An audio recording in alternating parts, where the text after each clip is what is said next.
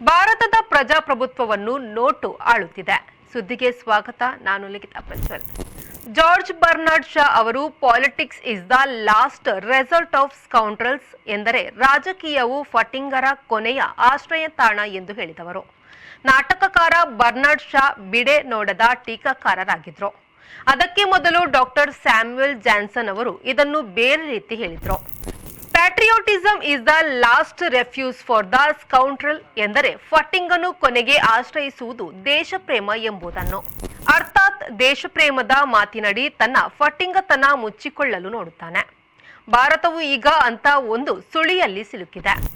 Doctor Samuel Johnson ಅವರಾಗಲಿ Lord Bernard Shaw ಅವರಾಗಲಿ ಭಾರತವನ್ನು ನೋಡಿ ಫಟ್ಟಿಂಗರ ಮತ್ತು ರಾಜಕೀಯ ಹಾಗೂ ದೇಶಪ್ರೇಮದ ವ್ಯಾಖ್ಯಾನ ಮಾಡಿಲ್ಲ.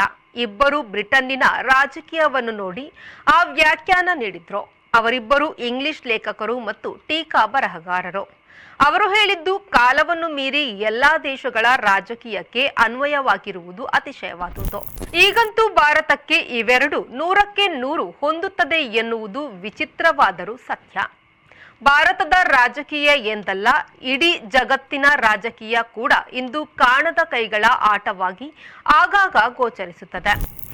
ಇದನ್ನು ಆಂಡ್ರ್ಯೂ ಎನ್ನುವವರು ಸ್ಕೌಂಡ್ರಲ್ಸ್ ರೆಫ್ಯೂಸ್ಡ್ ಇನ್ ಪ್ಯಾಟ್ರಿಯಾಟಿಸಮ್ ಎಂದು scoundrels last resort is politics ಎಂದು ಬದಲಿಸಿ ಬರೆದಿದ್ದರು ಎಂಬ ಮಾತಿದೆ. ಆದರೆ ಫಟಿಂಗರು ದೇಶಪ್ರೇಮ ಎಂಬುದನ್ನು ಆಶ್ರಯ ಸ್ಥಾನ ಮಾಡಿಕೊಂಡಿರುವವರು ಮತ್ತು ಫಟಿಂಗರು ರಾಜಕೀಯವನ್ನು ಆಶ್ರಯ ತಾಣ ಮಾಡಿಕೊಂಡಿರುವವರು ಎಂದು ತಿಳಿ ಹೇಳಬಹುದು. ಹೇಗೆ ಹೇಳಿದರೂ ಕಪ್ಪು ಮಸಿ ಎಲ್ಲಾ ಬಣ್ಣವನ್ನು ನುಂಗಿದ ಕಥೆಯಾಗಿದೆ ಇದು. 36% ಲೋಕಸಭೆ ವಿಧಾನಸಭೆಯ ಜನಪ್ರತಿನಿಧಿಗಳು ಕ್ರಿಮಿನಲ್ ಪ್ರಕರಣ ಎದುರಿಸುತ್ತಿದ್ದಾರೆ. ಚಿಲ್ಲರೆ ಪ್ರಕರಣ ಎದುರಿಸುತ್ತಿರುವ ಅಷ್ಟೇ ಮಂದಿ ಇದ್ದಾರೆ. ಪ್ರಕರಣ ಇರದವರೆಲ್ಲ ಅಪ್ಪಟ ಸಾಚ ಎಂದು ಒಪ್ಪುವ ಕಾಲ ಇದಲ್ಲ.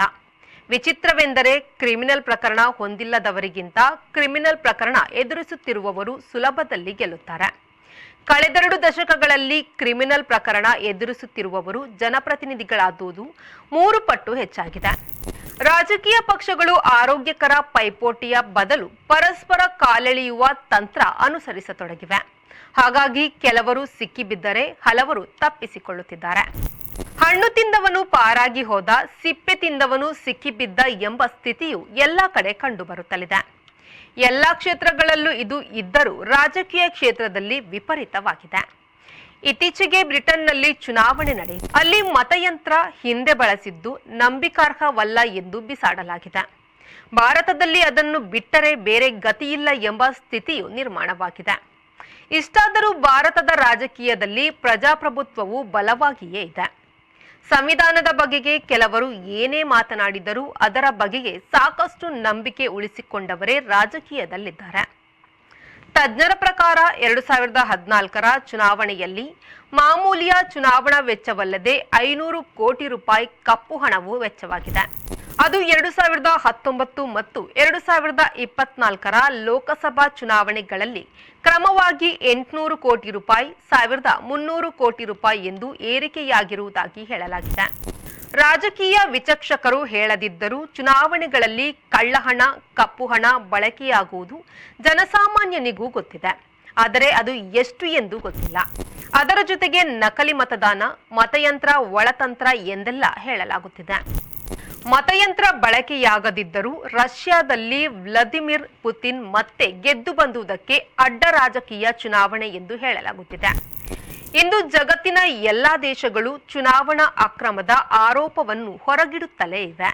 ಅವುಗಳ ಪ್ರಮಾಣದಲ್ಲಿ ಮಾತ್ರ ವ್ಯತ್ಯಾಸ ಕಂಡುಬರುತ್ತದೆ. ಭಾರತದಲ್ಲಿ ಜನಸಂಖ್ಯೆ 145 ಕೋಟಿ ದಾಟಿರುವುದರಿಂದ ಮತದಾರರ ಹತೋಟಿಯೇ ಕಷ್ಟ ಎಂಬುದು ಕೆಲವರ ಹೇಳಿಕೆ. ಕಷ್ಟ ಎಂದರೆ ಯಾವ ರೀತಿ? ಅವರು ನಮಗೆ ಮತ ಹಾಕುವಂತೆ ಮಾಡುವುದರಲ್ಲಿನ ಕಷ್ಟವೇ? ಅದಕ್ಕೆ ಹೂಡಬೇಕಾದ ಬಂಡವಾಳದ ಕಷ್ಟವೇ? ಇಂದಿನ ರಾಜಕಾರಣಿಗಳಲ್ಲಿ ಕಾಣಿಸುವ ಅತಿ ಮುಖ್ಯ ಅಂಶ ಎಂದರೆ ತಮ್ಮ ಜವಾಬ್ದಾರಿ ಮತ್ತು ಕರ್ತವ್ಯಗಳ ಬಗೆಗೆ ತಲೆ ಕೆಡಿಸಿಕೊಳ್ಳದಿರುವುದು.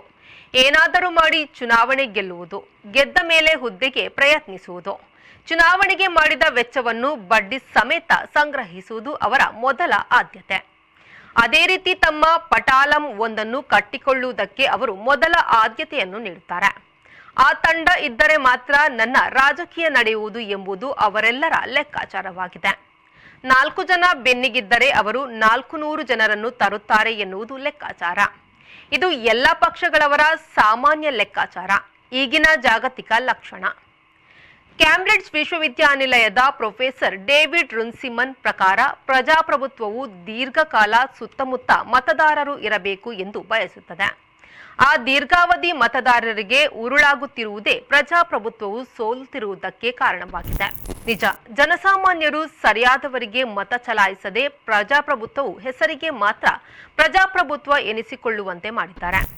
ಸ್ವಾತಂತ್ರ್ಯ ಸಿಕ್ಕ ಹೊಸತರಲ್ಲಿ ನಂದಾ ಹಾಗಿದ್ದರು, ಶಾಸ್ತ್ರಿ ಹೀಗಿದ್ದರು, ನೆಹರು ಲೋಹಿಯಾ ಹಾಗೆಲ್ಲ ಇದ್ದರು ಎಂದೆಲ್ಲ ಹೇಳಲಾಗುತ್ತಿದೆಯಾದರೂ ಅವು ಸಹ ಅರ್ಧ ಸತ್ಯ ಎಂದೇ ಹೇಳಲಾಗುತ್ತದೆ.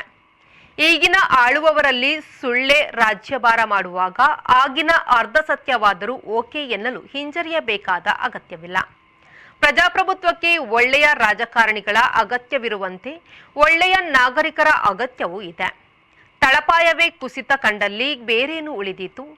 ಪ್ರತಿ ಚುನಾವಣೆಯು ಭ್ರಷ್ಟದುಷ್ಟರನ್ನು ಶಿಕ್ಷಿಸಲು ಮತದಾರನಿಗಿರುವ ಅವಕಾಶವಾಗಿದೆ.